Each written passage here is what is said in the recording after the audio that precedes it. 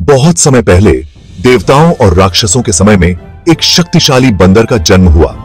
उसका नाम था मारुति। यह समय था जब पृथ्वी पर असुरों का आतंक था और देवताओं को उनकी शक्ति की आवश्यकता थी। मारुति के पिता वायुदेव थे, जो हवा के देवता माने जाते हैं। वायुदेव ने मारुति को अपनी शक्तियों का आशीर्वाद दिया। उनकी मां अंजना थी, जो एक सुंदर अप्सरा थी। अंजना ने अपने पुत्र को बहुत प्यार और देखभाल से पाला। मारुति एक खास बच्चा था। वो बहुत ऊर्जावान और शरारती था। उसकी शरारतें पूरे जंगल में मशहूर थीं। मारुति अविश्वसनीय रूप से मजबूत था। वो बहुत दूर तक छलांग लगा सकता था। उसकी शक्ति और साहस ने उसे अन्य बंदरों से अलग बना दिया।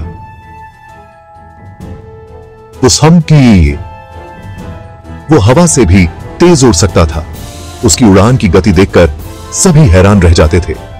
मारुति को शरारत करना बहुत पसंद था। उसकी शरारतें कभी-कभी इतनी बढ़ जाती थीं कि देवता भी मुस्कुरा उठते थे। उसकी शरारती हरकतों की वजह से वो अक्सर मुसीबत में पड़ जाता था, लेकिन उसकी मासूमियत और चंचलता ने उसे सभी का प्रिय बना दिया। मारुति के कई दोस्त थे, जिनके साथ वह खेलता और अपनी शरारतें साझा करता था।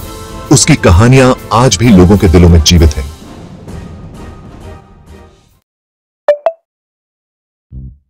एक दिन छोटे मारुति ने सूरज को आकाश में उगते देखा।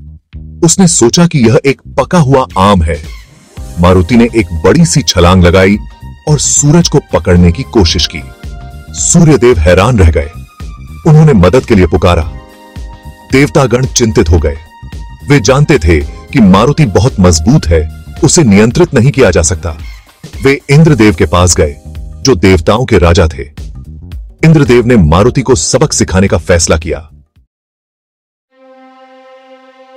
इंद्रदेव अपने हाथी ऐरावत पर सवार होकर मारुति पर वज्र फेंका।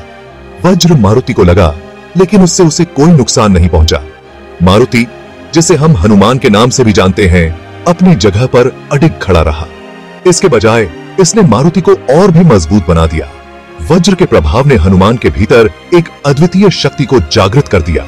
हालांकि प्रभाव से मारुति बेहोश हो गया।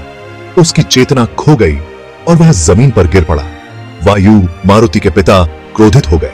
अपने पुत्र की इस हालत को देखकर वायु देवता का क्रोध 7वें आसमान पर पहुंच गया। उन्होंने एक ऐसा तूफान खड़ा कर दिया जिससे दुनिया को नष्ट करने का खतरा था। देवताओं ने क्षमा मांगी।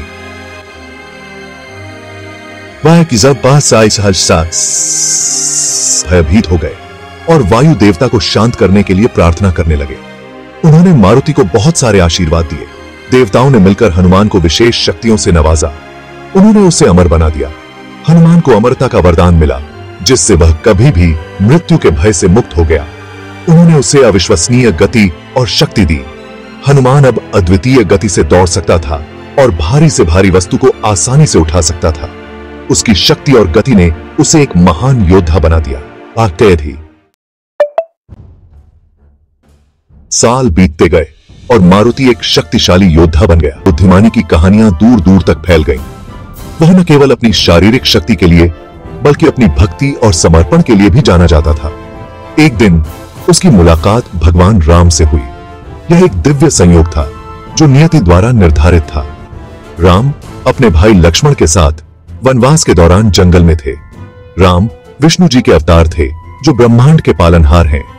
उनका तेज और दिव्यता हर किसी को मंत्रमुग्ध कर देती थी। उनके चेहरे पर एक अद्भुत शांति और करुणा थी। राम अपनी पत्नी सीता को राक्षस राजा रावण से छुड़ाने के लिए एक खोज पर थे। सीता का अपहरण रावण ने किया था और राम उसे वापस लाने के लिए दृढ़ संकल्पित थे। मारुति तुरंत राम की दयालुता और ताकत की ओर आकर्षित हो गया। उसने राम के व्यक्तित्व में एक अद्वितीय शक्ति और करुणा देखी, जो उसे बहुत प्रभावित कर गई। उसने राम के प्रति अपनी वफादारी का वचन दिया। मारुति ने राम को अपना भगवान मान लिया और उनकी सेवा में अपना जीवन समर्पित करने का निर्णय लिया। उसने राम की खोज में उनकी मदद करने का वादा किया। मारुति ने राम को आश्वासन दिया कि वह हर संभव प्रयास करेगा सीता को खोजने और रावण को पराजित करने में। यह एक पौराणिक दोस्ती की शुरुआत थी। राम और मारुति के बीच का यह बंधन समय के साथ और भी मजबूत होता गया। यह मित्रता न केवल उनके लिए, बल्कि आने वाली पीढ़ियों के लिए भी एक प्रेरणा बन गई। भाग 5। संजीवनी की तलाश। राम की खोज में मारुति ने महत्वपूर्ण भूमिका निभाई। उसने अपनी ताकत और बुद्धिमत्ता से कई बाधाओं को पार किया। जब राम के भाई लक्ष्मण युद्ध में घायल हो गए तो मारुति हिमालय के लिए उड़ान भरी। लक्ष्मण की जान बचाने के लिए उसे संजीवनी नामक एक जादुई जड़ी बूटी खोजने की जरूरत थी। मारुति को असली जड़ी बूटी नहीं मिली, इसलिए वह पूरा पहाड़ ही उठा लाया और युद्ध के मैदान में वापस ले आया।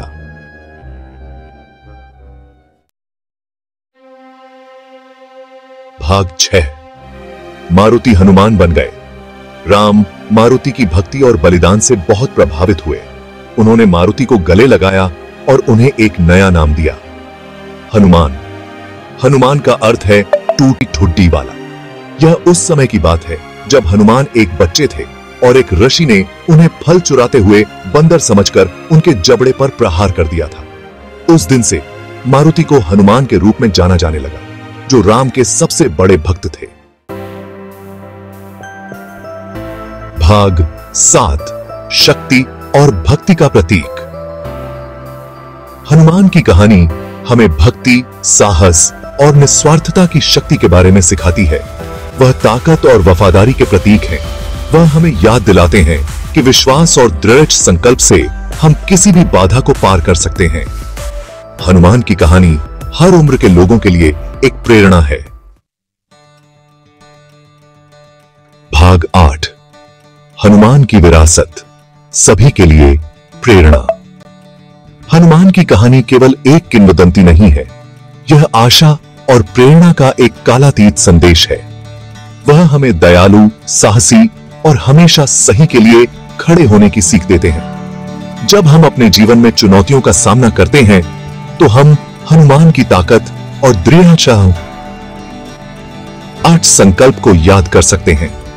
आइए हम सभी हनुमान के गुणों, भक्ति, साहस और एक प्रेमपूर्ण हृदय को अपनाने का प्रयास करें।